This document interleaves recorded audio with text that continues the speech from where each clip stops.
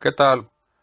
Vamos a hablar sobre el producto integrador denominado Estrategias Integrales de Gestión de Seguridad Informática aplicadas en casos reales. La materia es Gestión de Seguridad Informática, ubicado en el 8º semestre. Bien, vamos a tratar un caso que verdaderamente fue muy lamentable, que se suscitó en noviembre de 1993 en la empresa Ferrocarriles Nacionales de México, Región Pacífico. ¿Cuál es el daño causado a la compañía? Bueno, en este caso es la detención del proceso del pago de nómina y del pago por concepto de fondo de ahorro del trabajador ferrocarrilero a unos días de realizar el mencionado pago, habiendo cortado los cables del equipo servidor Hewlett Packard, serie 9000, diagonal 835. En este caso, ¿cómo se vio afectada la triada de la seguridad de la información? La seguridad de la información en ese entonces se vio afectada en gran escala porque, como ya se mencionó, era el pago de los dos conceptos de nómina y fondo de ahorro a los aproximadamente 40,000 empleados de toda la región Pacífico de la empresa Ferrocarriles Nacionales de México. La información no se pudo procesar hasta no conseguir que asistiera personal de la empresa Hewlett Packard de México, el cual se estuvo esperando para que pudiera reparar el cableado del equipo para poder llevar a cabo el mencionado proceso.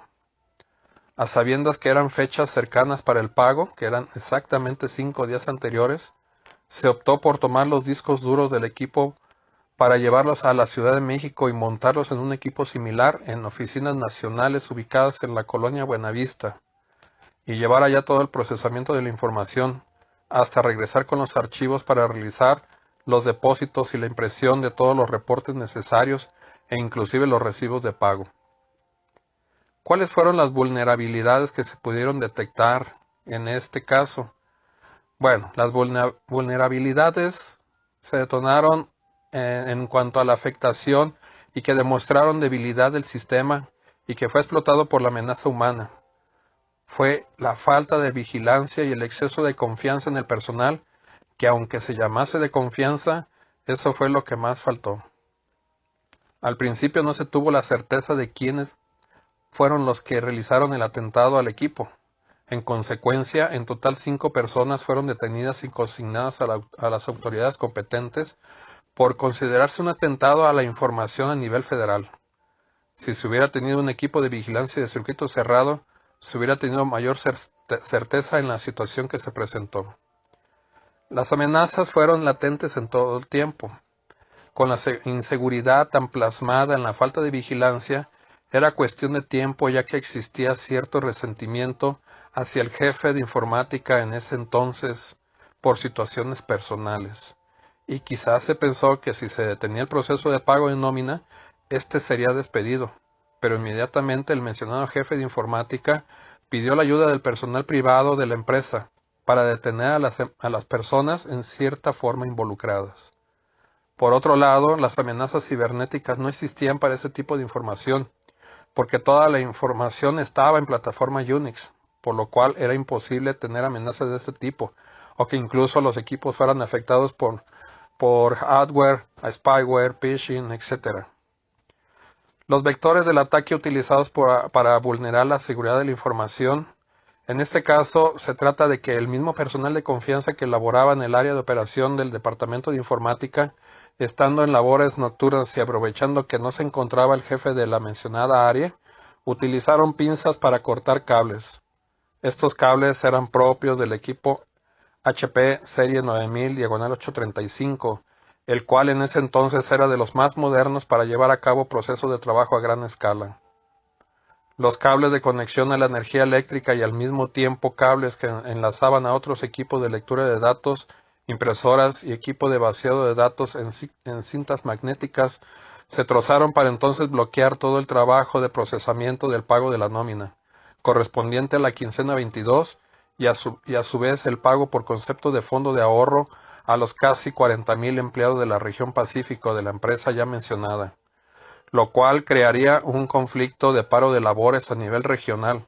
La región abarcaba desde la Ciudad de México, Irapuato, Guadalajara, Chihuahua, Mazatlán, Mexicali, Nogales, Sonora, Manzanillo, Torreón, entre otros puntos estratégicos y de gran movimiento de carga, ya que al fallar, en este caso, lo que se menciona el pago de los mencionados conceptos, se quebrantaría una falta en el cumplimiento del contrato colectivo de trabajo. Las políticas en apariencia eran rígidas, ya que este departamento de informática y en especial el área de operación, que fue donde se suscitó el problema, manejaban información muy importante, pero al observar que en apariencia no pasaba nada, se fue relajando hasta observar el atentado que se hizo presente. Por ese entonces no existía un control de acceso al área de operación, incluso tampoco el departamento de informática, aunque por ser un área estratégica en un inicio sí se tenía cierto control, pues se conservaba en las puertas un equipo inservible que en algún tiempo servía para introducir una especie de tarjeta que acreditaba la entrada al departamento solo a personal autorizado. Dentro de ese departamento, el tránsito era libre para el personal de confianza, no así para el personal de base que se concretaba a capturistas que solo podían ingresar a su propia área de captura. Ya después, se colocó a una persona en la puerta para que éste estuviera vigilante. El concepto criptográfico no existió como tal, toda la información se manejaba en físico y en cinta de respaldo. Poco después en dispositivos de soporte de información masiva como fueron los DAT o DDS. La información no se puede decir que estaba al alcance de cualquiera, pero sí se requería mandar información a algún otro departamento o área. Este se hacía mediante el personal que laboraba como mensajero. Incluso la información que se generaba para el pago de la nómina se transmitía de manera física en disquete de 3,5 y se llevaba al banco. Estos eran solamente los totales para cada empleado y entonces la información pues en realidad no era mucha porque ya era un resumen de lo que solamente ocupaba el banco. Poco después ya existían los medios para transmitirla por medio de internet, pero nunca se encriptaba, solo se generaban los archivos y se transmitían por vía FTP. El firewall en realidad no existía a manera de aplicación. El cortafuegos eran los mismos empleados que trabajaban en ese lugar. La información podía llegar por la red privada de la empresa, se ubicaba a quién la enviaba y se bajaba para procesarla o analizarla. Era todo. No había cuidado más que el administrador de sistemas asignaba ciertos permisos y privilegios a los empleados. Estos permisos eran asignados precisamente en la plataforma Unix. Tanto programadores, analistas, operadores e incluso capturistas. Y entonces se podría decir que era el llamado firewall. Al ser el equipo HP 9835 en plataforma Unix, el administrador de sistemas podía detectar, en este caso, quiénes estaban en sesión de trabajo, con un simple lanzamiento de un comando. Pero como ya se mencionó, el atentado fue físico y que afectó a los datos lógicos de almacenamiento, por lo que el acceso al área de operación era casi libre. No podía entrar gente no autorizada, pero nunca se contó con un autoatentado en el área descrita por el mismo personal del área. El sistema de detección de intrusos entonces era solo visual, por el administrador de sistemas y jefe de área de operación, que no tuvo nada que ver en el evento. El plan de recuperación de desastres como tal no existía. Al momento de presentarse el evento, se tuvieron que tomar cartas en el asunto.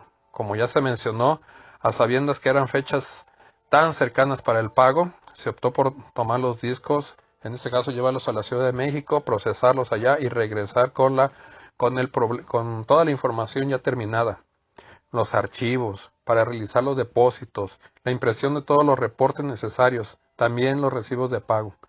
La acción como tal no estuvo mal, pero quedó como experiencia para pensar en planear algo en caso de que este tipo de contingencias o incluso de cualquier contingencia se pudiera volver a presentar. Eso es todo en cierta forma lo que ha pasado en este caso y espero que haya sido totalmente clara la información que se ha obtenido, que se ha otorgado, perdón. Muchas gracias, que estén muy bien todos. Saludos a todos.